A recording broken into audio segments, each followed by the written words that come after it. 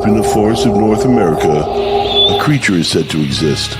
A creature that people are encountering. Seriously, look how big it is. With far too many reports to ignore, there are elements of truth behind these accounts that mankind can no longer It's ignore. created almost this obsession where I need to find out Could the more. breeding population of large, upright, hairy hominids really exist in North America? Or is there something more paranormal at work here, deep in the woods? If just one footprint, one wood knock, or one howl was real, then man's understanding of primate evolution would be changed forever.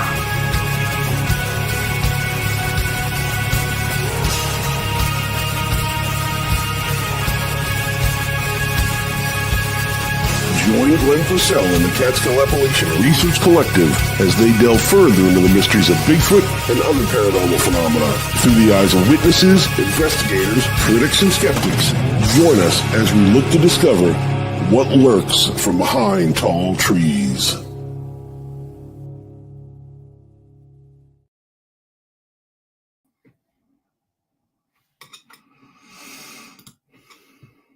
All right. Welcome, everybody.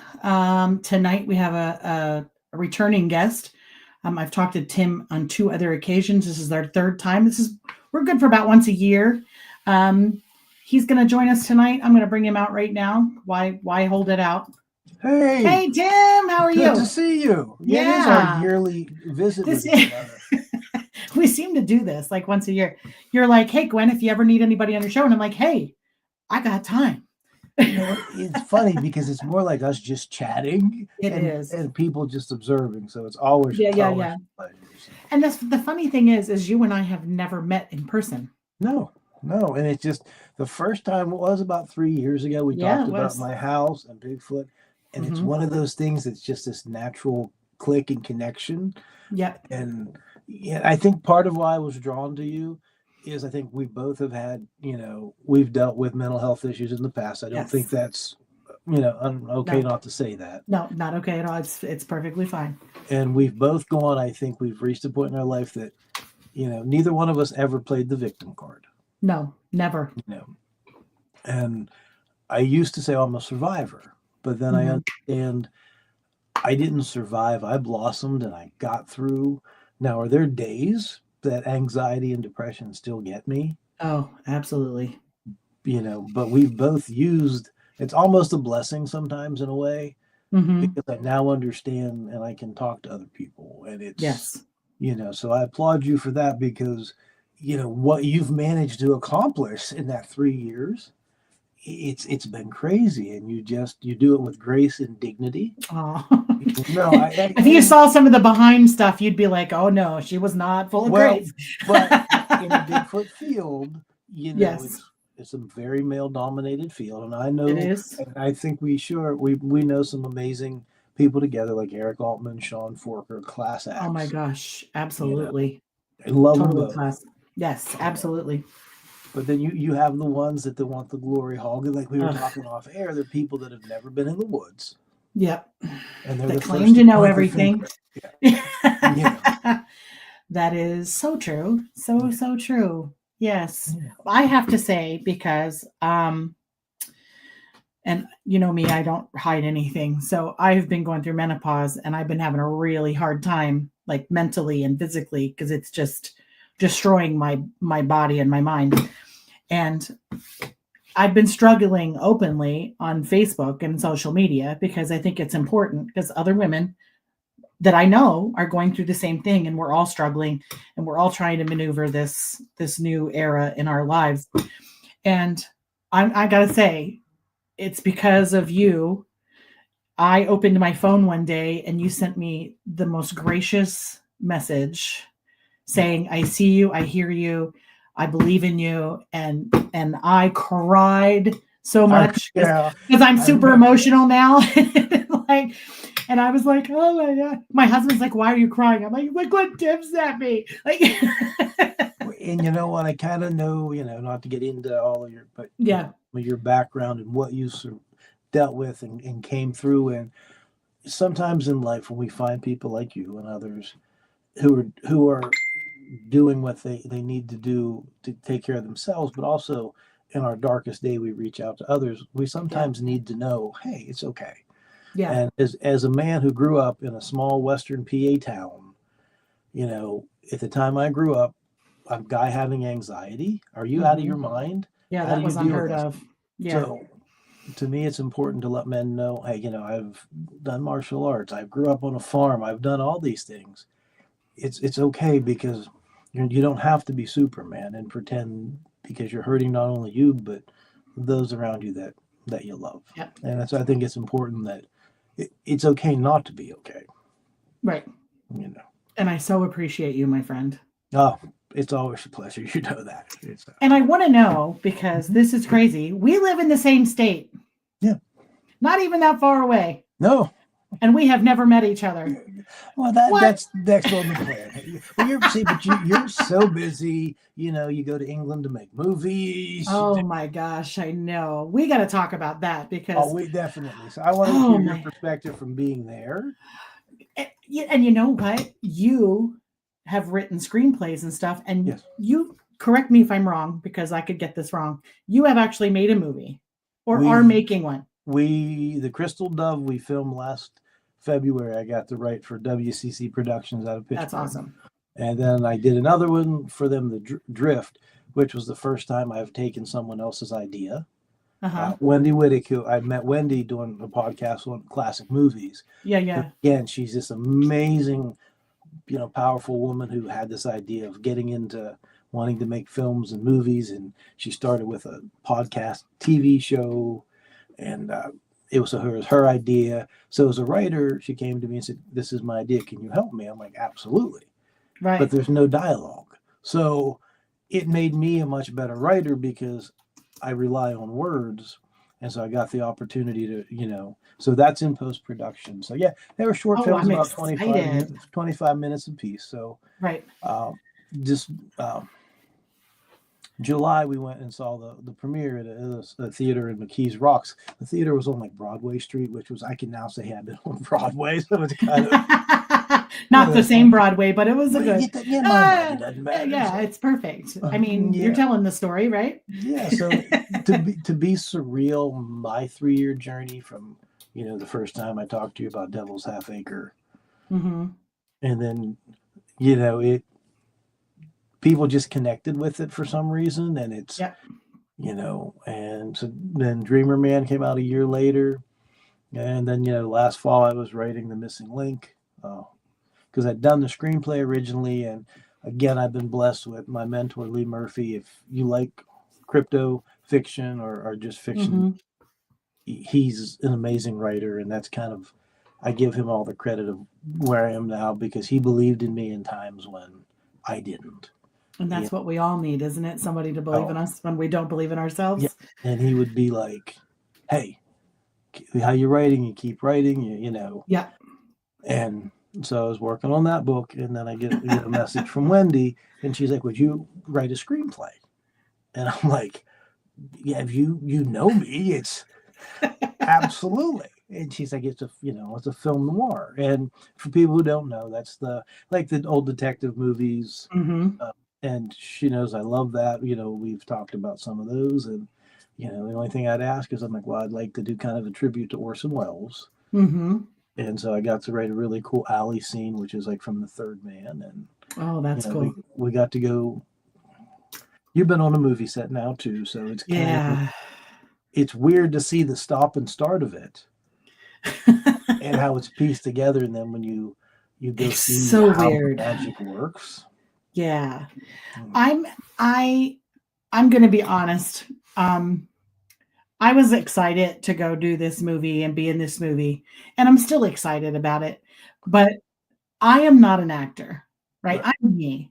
So they wanted me to practice screaming bloody murder, which I don't know even remotely what that sounds like, right? Coming from me anyway. Yeah. And so I didn't practice. And we go over there, and we're in the woods, and everybody's staring at me. Like, everybody's looking at me, and it's my turn to scream bloody murder. And I was like, with all of you watching? like, yeah. And I'm like, Yeah. everybody turn around. Like I made everybody turn not look at me so I could scream bloody murder 4 times to get it right.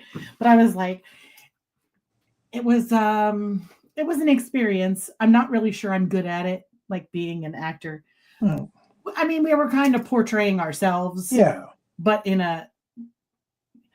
I would rather, I think, and the funny thing is after this movie, after we were done, and Ryan comes to my conference, and I go to pick him up at the airport, and we're driving back, and he's like, "So Gwen, what do you want to do? Like, are you interested in movies and TV?" And I'm like, I don't know about the movie thing, but I do like documentaries where I can be myself. Yeah.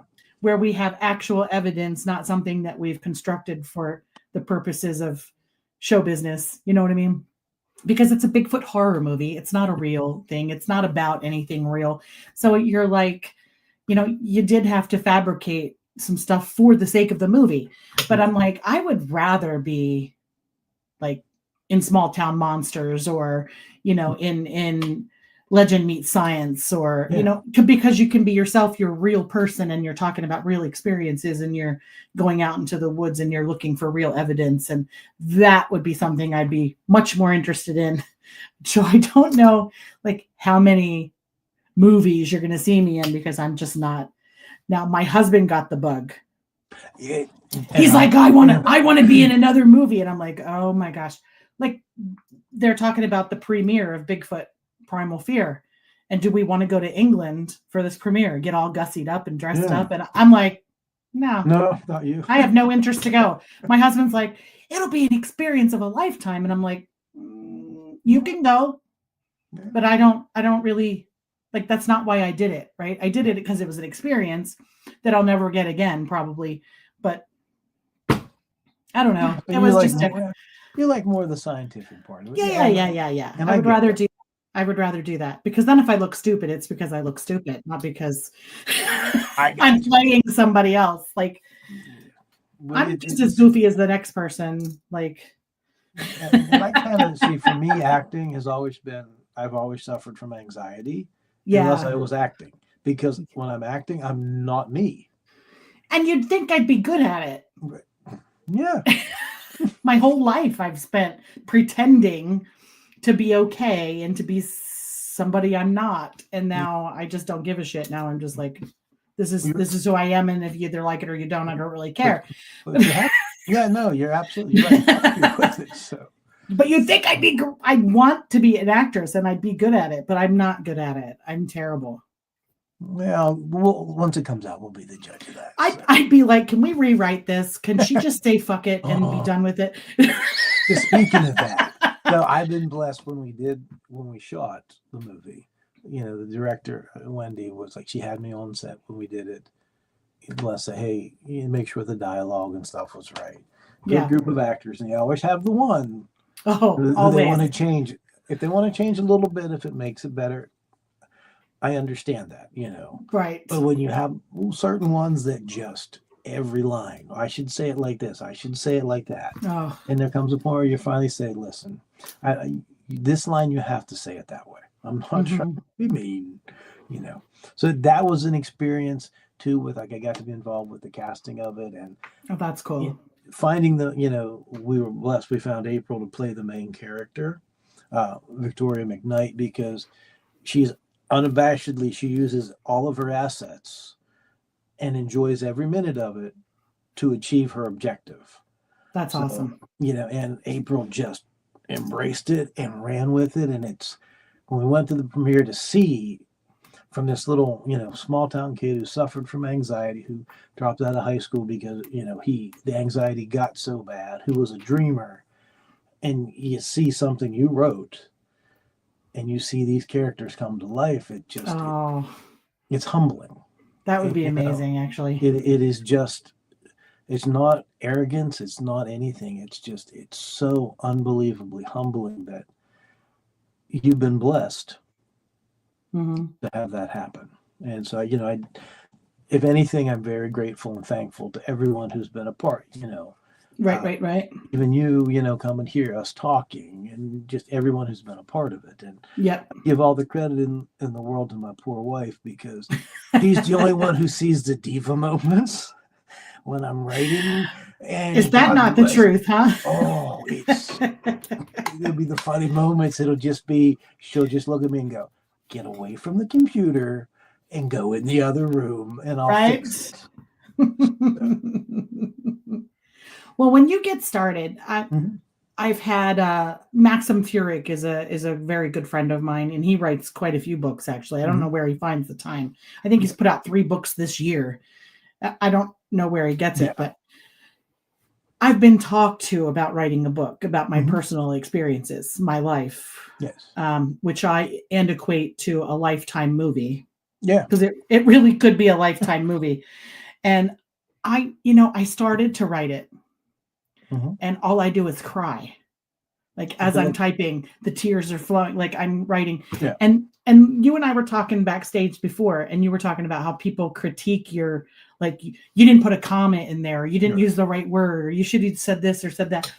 And, I started writing it, and of course it needs to sound like it's from me, right? And I don't exactly use the proper English. Like I have a friend that's an English teacher, and I asked her if she would review it for me, even though it was going to be extremely hard to read. Like, could you just read it? And I had to warn her. I'm like, listen, it's me talking. Like, you're probably going to be like this during the whole thing. Oh my gosh. Like, her grammar and it's just horrible. Like, you know what though? It's you. It's real. Right. And my argument for that will be, and I'll die on the hill. If anyone asks me who's the greatest, honest writer of our time, if you would look at my wall left of me, it's plastered with Hank Williams Sr. posters, records, because this was an uneducated hillbilly by all imagination. And if you ever listen to Hank Williams, there's been no writer who's used simplistic words more that rip your heart out. Yeah. So when people say you have to use this proper sentence structure and words all the time, for what you're doing, you're trying to convey your honest and true emotion. And you know what? With the point of AI now, one click, it's going to edit it for you. So, and you're probably the same as me when I write. I'll go back sometimes and I'll be like, I don't even know what that word is, because it's more what of a was I thinking when I typed that? Yeah, it's more of a stream of conscious writing. Yeah. With me, it's like I said, I would tell everybody, you just connect with the characters and you're talking through them. Right. And that's, so it's each character's, each character's different. You're talking about off air, like, the main bad guy, Jacob, he's smooth. Everything he does is meticulous, thought out. He doesn't waste words. You have Nev, who is very, she's just very almost robotic sometimes, because nothing matters other than the mission. She doesn't allow room for emotion. So yes. I think I relate to her a lot, your character Nev, because she's very independent. Oh my Lord. She's very matter of fact. Yes. And not a sugarcoater. No. And I feel like I'm all of those things.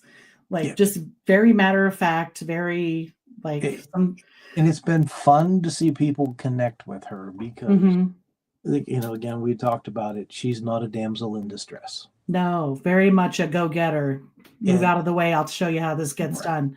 And and she walks, her and Jacob, she walks almost sometimes as much in the darkness as he does. So they're both this morally gray character, but there's nothing Nev won't do for the people she loves. Absolutely. And like the animals, whatever would be a giant sloth or the giant snake, she cares more about the animals in a lot of ways than she does people. Oh, do I relate to her so much? And so it's nice to come, the first Devil's Half Acre was her as a teenager, and you get to kind of see the first peaks of it.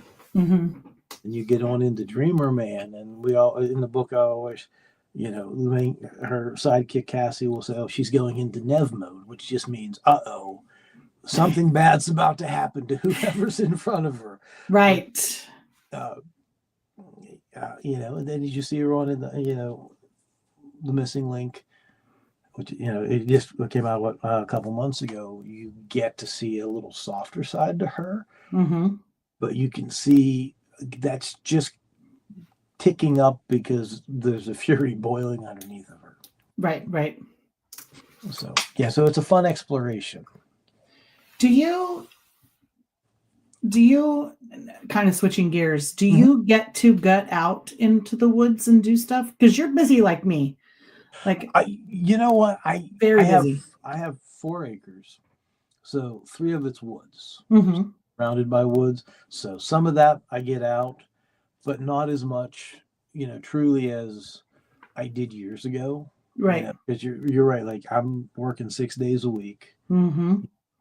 So I wish time would allow for more of that.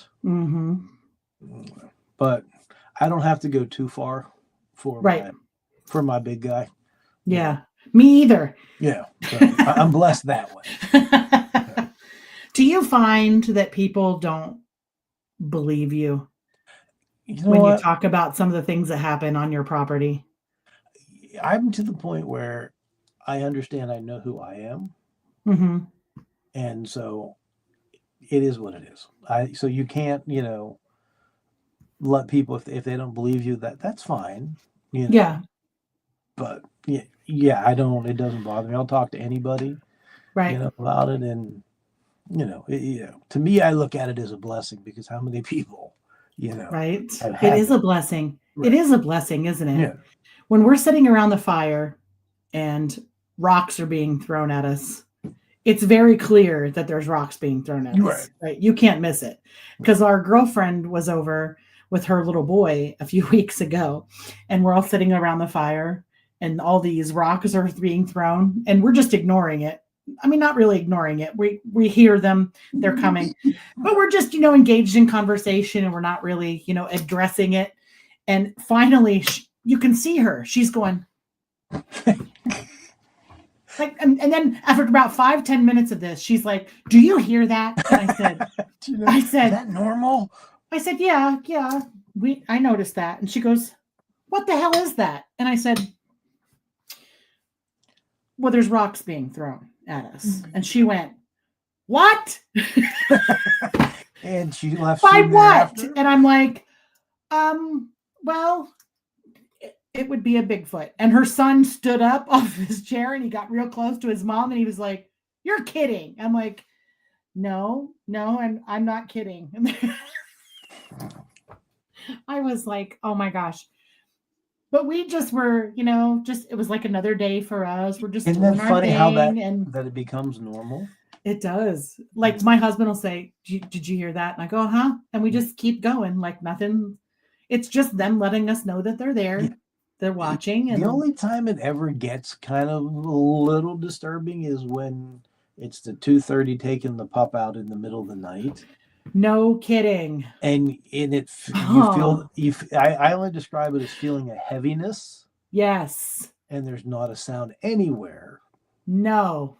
Until you hear that tree snap, because and then you're like, they've just stepped, and you hear like it's like a snap when the tree breaks, and you're just like, flashlight. Yeah. Yeah. And you're like, "Oh shit. Hurry up, P. Let's go in the house. Hurry up. Problem. Let's go." Yeah, and so it's funny because with Ellie, she's a rescued German Shepherd. God love her, beautiful dog. But there'll be times where she won't go up towards the edge of the woods, and you're just like, "You know what? I'm going to go with your judgment." Yeah. I'm going to believe in what, because Tucker will do it. He's a bloodhound. Yeah. And I get nervous when I hear that. Yeah. Like you said, there's that tenseness in the air, and there's perfect description of it. So yeah, and I'm looking at Tucker going, "Hurry up and be. Let's go in the house." Because I'm trying to keep him focused on me, because the second he hears something, he's going to take off after it. Right. And I'm like, oh my gosh. You're probably the same as us. You've had a wonderful coexisting relationship. Right. Let's fire the first shot that cause that to be bad. Yeah, I could just see Tucker taking off after it, and then Tucker not coming back, and I was like, right. Yeah, that'll start a war because I'll drop a nuke on that forest out there. Like if you hurt my dog, things are going to go very badly.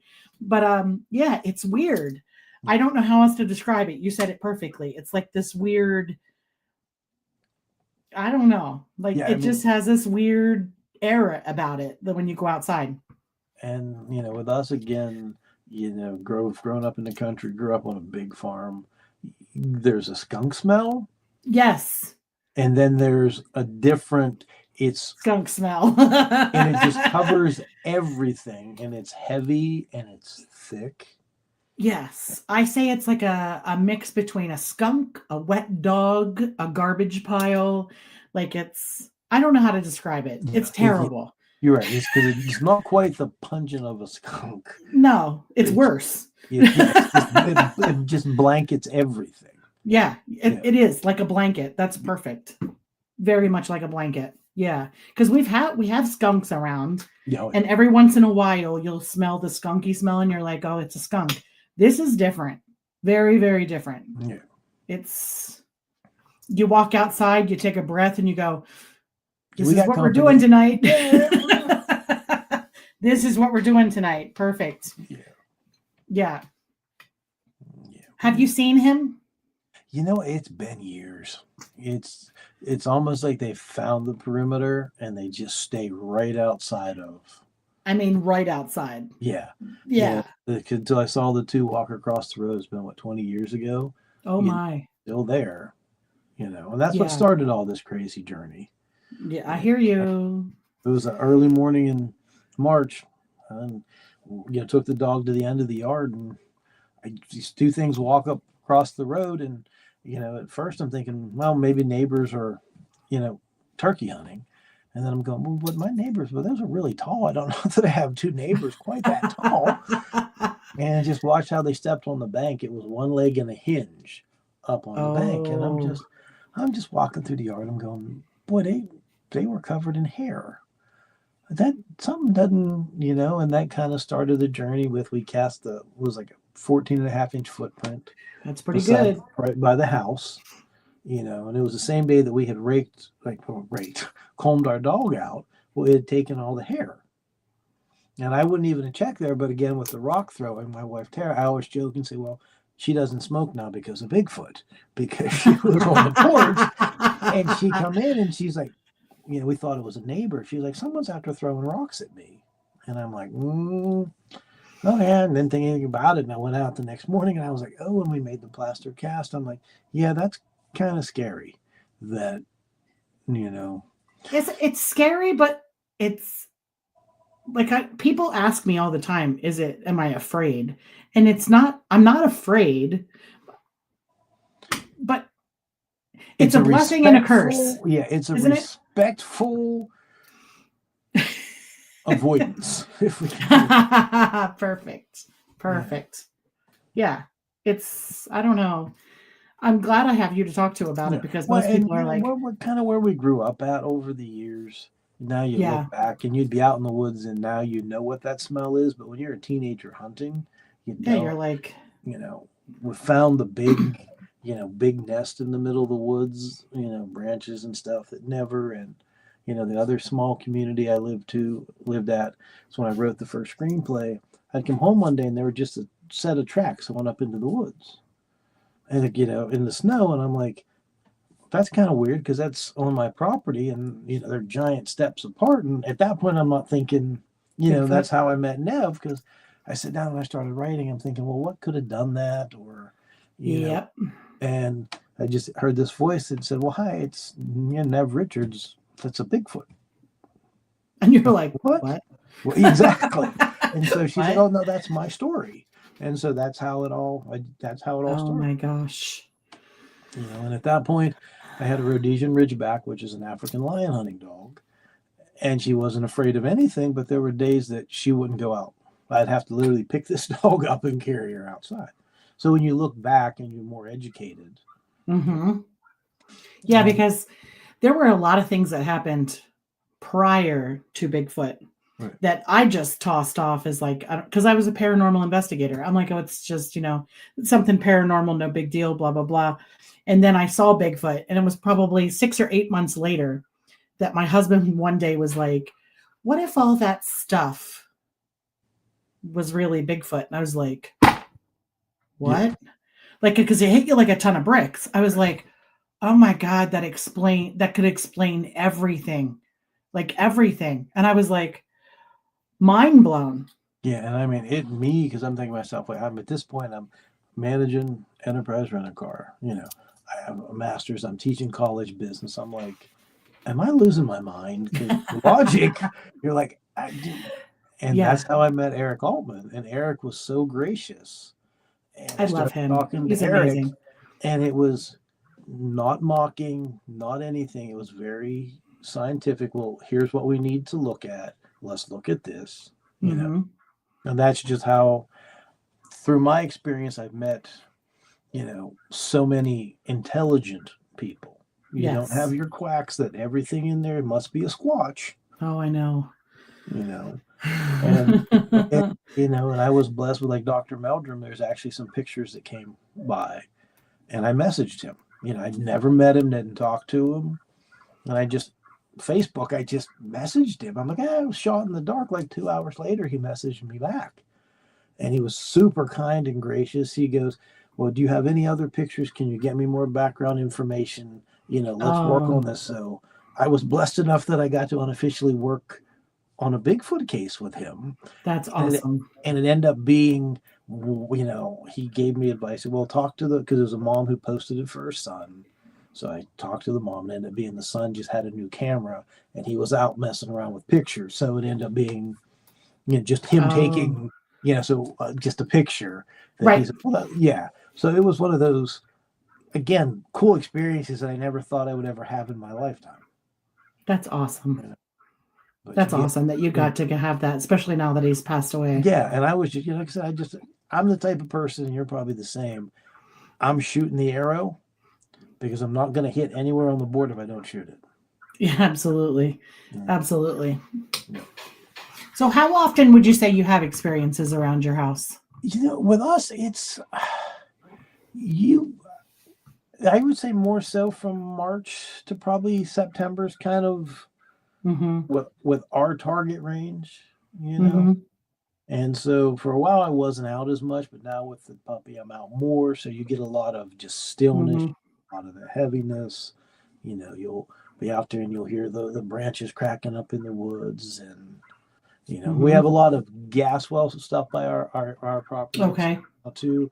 So I think that slows down a little bit of it. That not that they're migratory, but as the encroachment happens. Yeah. Yeah. That's such a shame.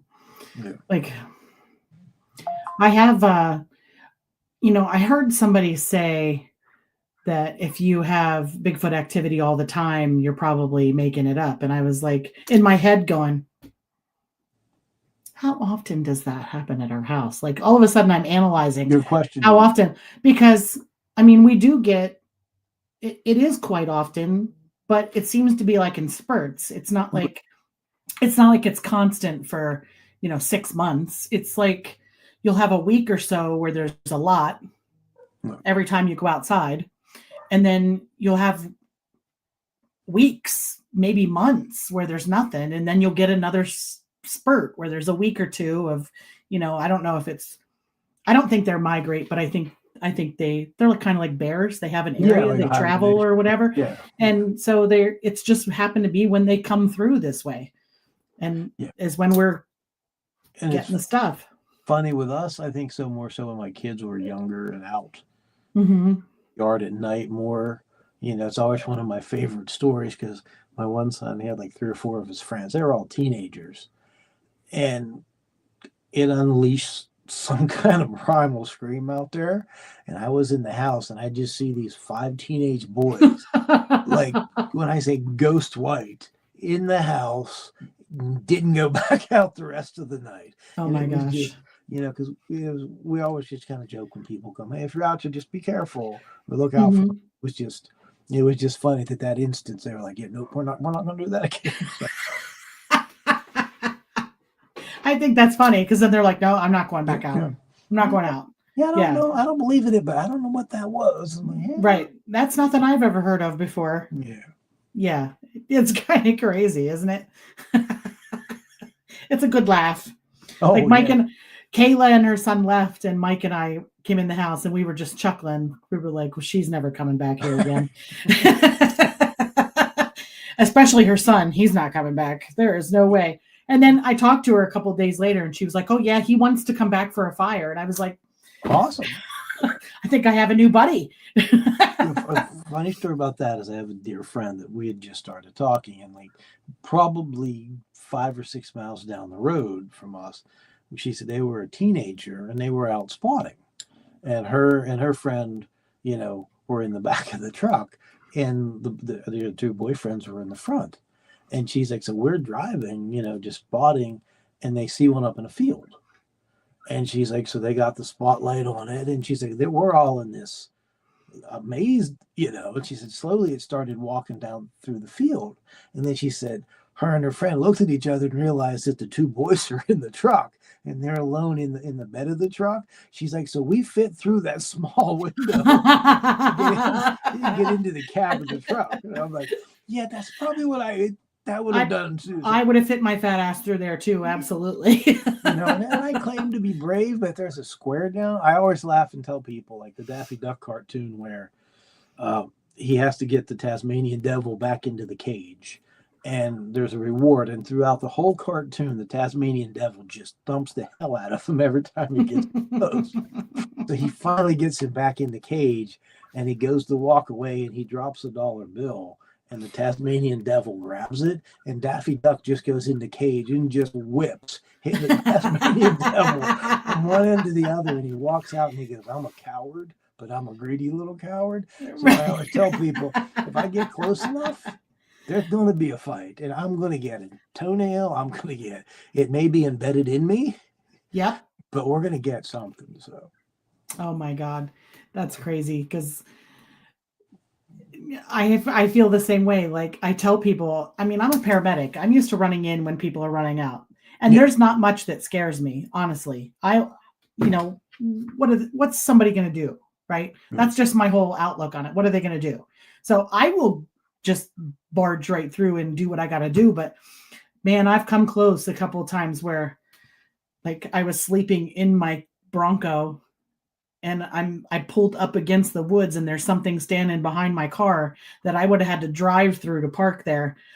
And all of a sudden I'm freaking out. Like I'm in the truck by myself and I'm like, oh my God, don't even blink. What if he hears you blink, what's going to happen? Like it was, it becomes, we're not quite as tough as we thought we were. I'm a big tough girl, but yeah. Oh yeah. It humbles us real quick. I have my limits, I think. Yeah. And being killed is kind of one of them. Yeah, I understand that. Yeah. I don't know. I have things I want to do first. Like, please, Bigfoot, just let me go because I got things to do first. I have to prove to myself things first before. Oh, absolutely. You know what I mean? That's why we do all the things that we do, isn't it? Oh, absolutely. To prove to ourselves that we weren't what we thought we were when we were younger. Yes. Yeah. And mostly that is very, very true that, and I'm sure you're the same with me at that is you achieve something that everyone's like, oh, wow. But you don't even take a moment. No. To say, you know what? Wow. Yeah. We sometimes have to have people stop us. Yeah. And say, you need to stop and appreciate what you've accomplished. Like when the first magazine came, like when it came from the printers and the box came, I ripped that sucker open like there was no tomorrow. I grabbed that first magazine and I literally stood there and cried with this magazine in my hand because I was like, I made this. It was awesome. But now I can't wait for the box to come, but I don't cry anymore. I'm like, this is my magazine. You look at it as a more critical. Yeah. But that first one was like, I did this. I made this. It's awesome. And it's sad, but we use that to validate us as a person. Isn't that awful? Because we're so much more than a magazine or a book. And I'm like even above my desk, if you could see it, I have the Devil's Half Acre poster, and it says #1 new release in science fiction and Amazon, or science fiction and fantasy for Amazon.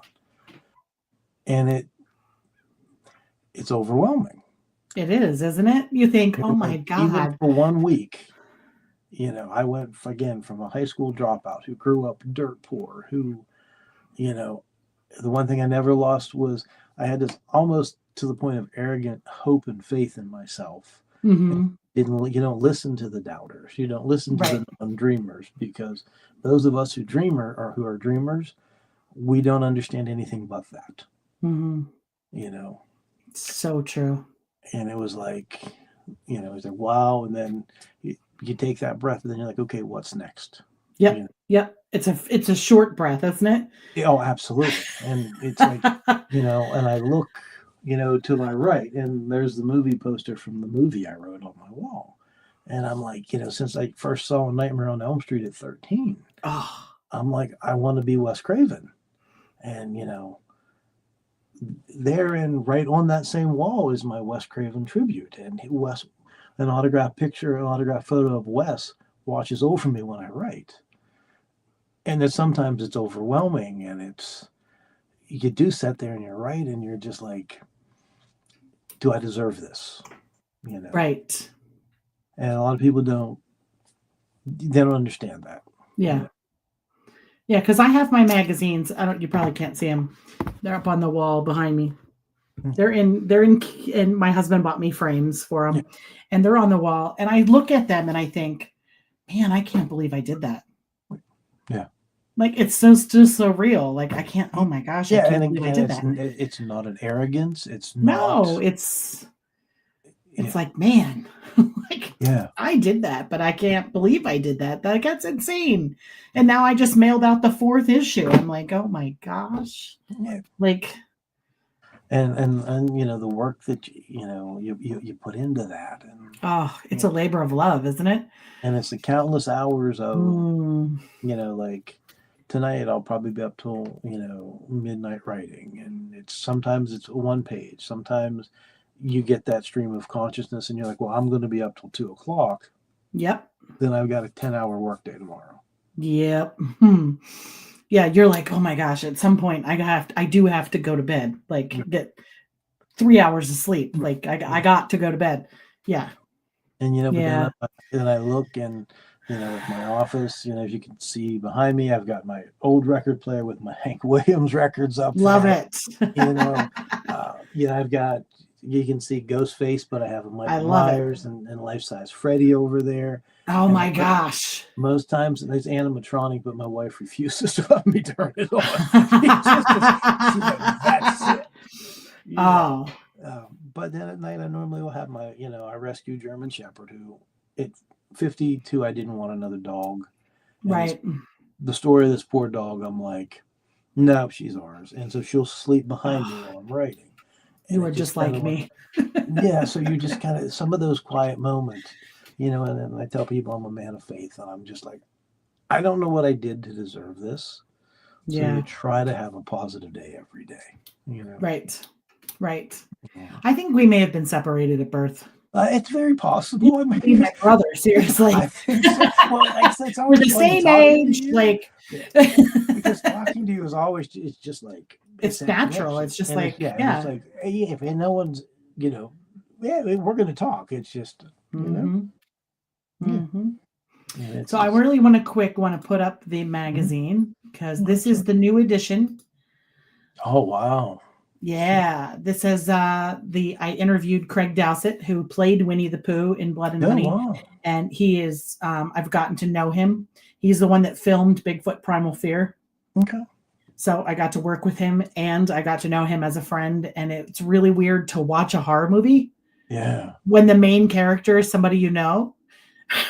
Because I was like, damn, Craig. Oh, it was crazy, but it was pretty cool. But this is the newest edition of the magazine. It went out in the mail today, and you can get your subscription on the new website, strangeknocks.com. And if you're interested in a subscription, a yearly subscription is $50. Quarterly if you buy by the issue, it's $15.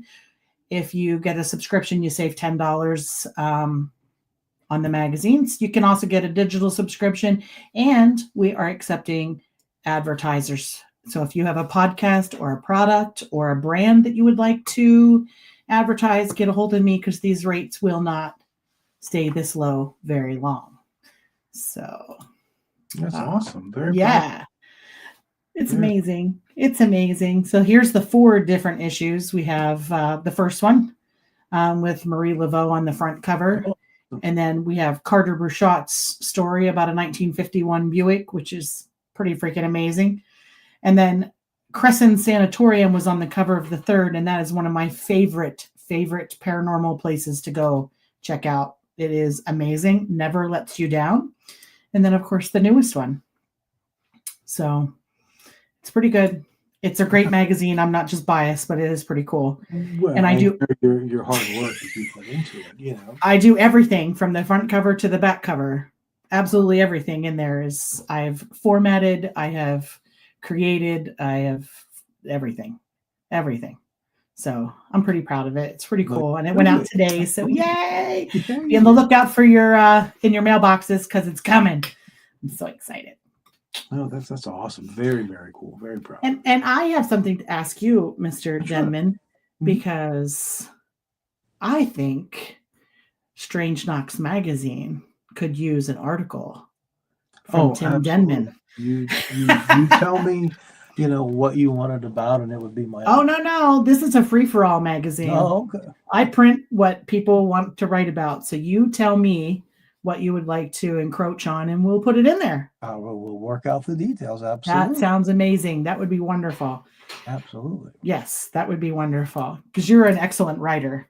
Well, I'm a storyteller. Welcome. I don't know that You are a writer, but you know. Something else we should do, which is going to be very emotional, is you and I should put our heads together and write a screenplay. Oh, I'm here. Absolutely. Mm-hmm. I love collaborating. It's part of the process of getting other people's ideas and working together. And it's not like we don't have 1,000 things on our plate. We might. I know. What's another one, right? What's another one? Let's do it. Absolutely. No, absolutely. It'd be fun. Yeah. I can't think of anybody I'd rather work with to tell a story. Thank you. It's it's humbling to me, and it's a blessing. And you know, again, you and I both have the same work ethic. Absolutely. And nothing that we've achieved has been handed to us. And if if there's one thing that I will stand on and die on that hill on, it's the dedication and the work ethic. Like, you know, just today, we got the books got included to you know, an online bookstore. So you know, that is awesome. Awesome step for me. The lady who's doing it, Shannon Weber, you know, we just signed a contract with her. She's actually going to be the voice of the Nev Richards universe. The first Devil's Half Acre should hopefully be out before Christmas in the audio book, and it's, you know, that's pretty cool. Yeah, and then that was a fun process where we had probably 12 people who auditioned. Oh, and it was funny because I sent out just random auditions to everybody, you know, to listen and get their opinion. Right. And it was just unanimous that Shannon's it. And people you're not going to read the stories. I'm like, nope. It was important to me to have a female read those. Yes. Be that. I agree. You know, and that was very important to me. And as you can tell, you know me, empowering women is so important to me because of the amazing women that have been a part of my life. Absolutely. You know, my grandmother will always be my hero. Mm-hmm. You know, mine too. Start of these stories were continuations of the stories she told me growing up. Yeah. You know, now granted, everything was an omen and somebody was going to die, so you live with a level of anxiety in your life. Yeah. If a picture fell off the wall, somebody was dying. So all this time in my life, I was afraid of manholes opening up out of nowhere. But that is so true. And Devil's Half Acre was basically my version of her telling that story. Dreamer Man, the second book, is about Washington County's first serial killer. And that was, her family grew up around him, and he used to feed coal into the one-room schoolhouse in the bottom of it, and they used to sell his dad these groundhog pelts. So this part of the writing's been fun because I can take portions that are based in truth and distort them in my work. Right. So yeah, very cool. So it's been her. My mom raised 6 kids by herself. My 4 sisters, like I told you off the air, there's a lot of them partially individually in Nev and in Cassie.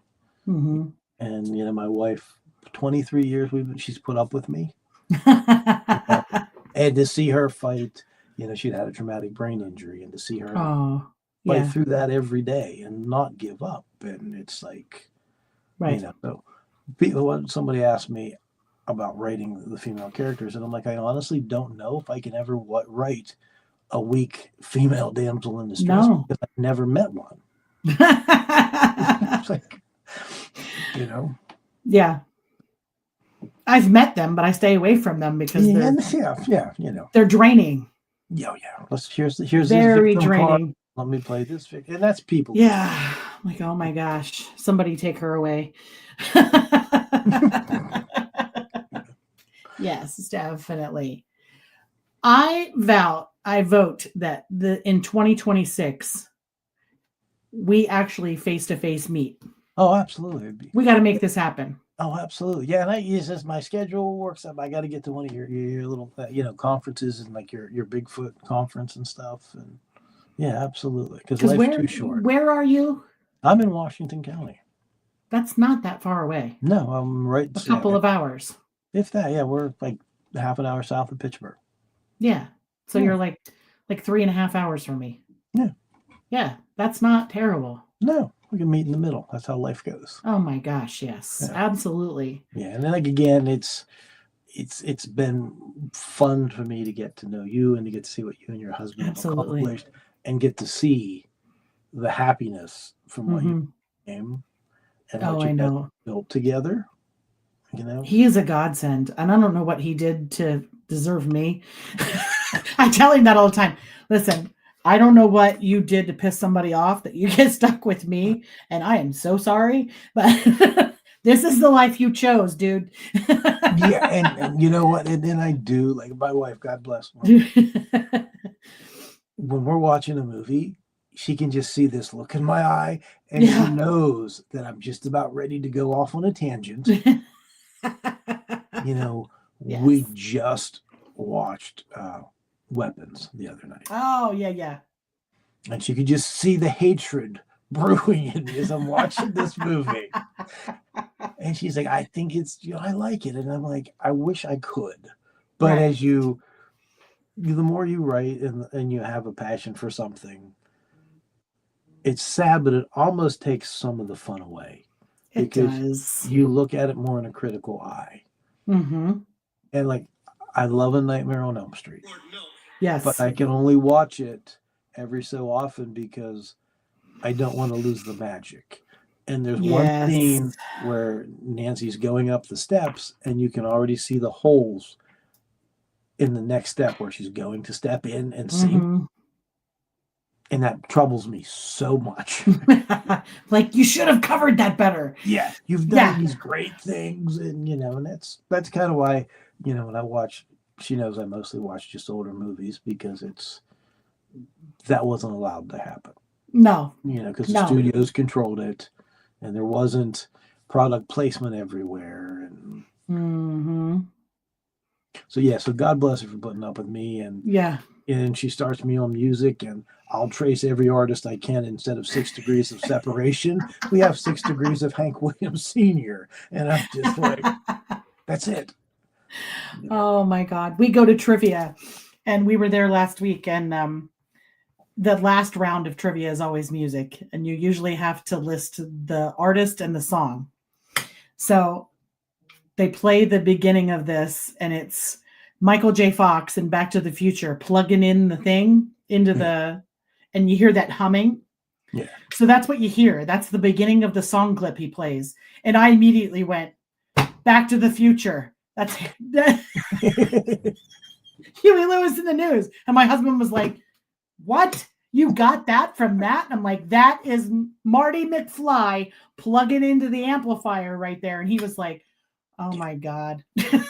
and so that's how we're balanced, because I'm with that kind of stuff. I have no gray area, because I'm like, if you say, well, the Rolling Stones, right? Well, they said they stole everything they could from Hank Williams Sr. The Beatles, John Lennon said when he was 15, and so she just puts up with me, and I'm just so humbled and thankful that she does, because I have an unfortunate personality when it comes to movies and pop culture. Mm-hmm. And it is, like you said, it's some of, once you become so ingrained in it, sometimes the fun of what you had, because movies are always an escape for me. Words have always been absolutely, my fight against anxiety. And, I always loved Washington Irving. I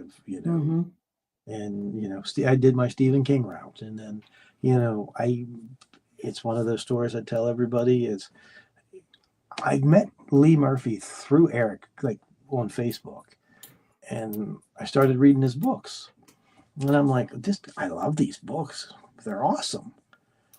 Heretofore Unknown was the first one I read, and then the other ones, and I just got to the point that somehow over the years we became friends, and he became my mentor, and he wrote, the introduction to Devil's Half Acre. And again, I'm pinching myself. I'm like, this was a person who became my favorite writer of all time. And now he's writing in your book. And he's like, this dear friend. And I'm like, that doesn't happen. No. Definitely a pinch yourself kind of moment. Yeah. And I just, I grew up on the farm of a Pittsburgh Steeler. Mm-hmm. We got to be there because he got to know my mom. He rented part of my uncle's farm and found out my mom was in an abusive relationship. He moved us. 17 years we lived on the farm, his farm. So every Super Bowl Steeler you could imagine was out there. Again, I've lived a blessed life. Yeah, I hear you. Yeah. I hear you. So let's do this again. Oh, absolutely. So what do you have coming up next? What's next for you? We're into book 4, Blackwater. So we're about 5 chapters in. So 3 of the books are done.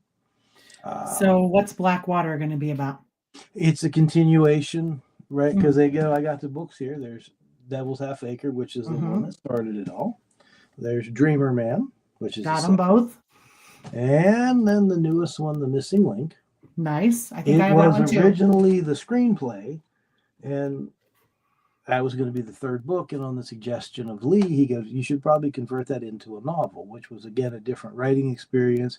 Because if you read the screenplay, the novel's nothing like the screenplay, because I just had to make the choice to expand it. And Cassie wasn't in this one, and she's like, oh, yeah, I am, because this is kind of my story. Right. And Blackwater is the 4th in the series. There's 5 total in this series. That's awesome. So we do, so the audio books are coming out. Hopefully the first one by Christmas. We just did a big magazine article for Green Scene Magazine. They've been blessed, to let me do that. In the future, I guess I'm writing an article for Strange Dogs Magazine. Of course you are. And we're writing screenplay, so yeah. So it's going to be fun. Absolutely. Yeah. So I began and the whole process of that, we've rescued 3 cats that people have dropped at our house. So if anyone wants a kitten, one of them cat's pregnant. So I would love to, but my husband will kill me. Yeah. Yeah, no, we're not. I'm not allowed to have a cat because he thinks the dog will eat it. Oh. So, which is highly possible. Yeah. Well, our German Shepherd just herds them, so I don't. It's always a pleasure talking to you. Well. I super enjoy it. Yes. And I'm going to head us out of here. Alrighty. So they've kind of changed things up here a little bit. So this has been a CARC Universal production.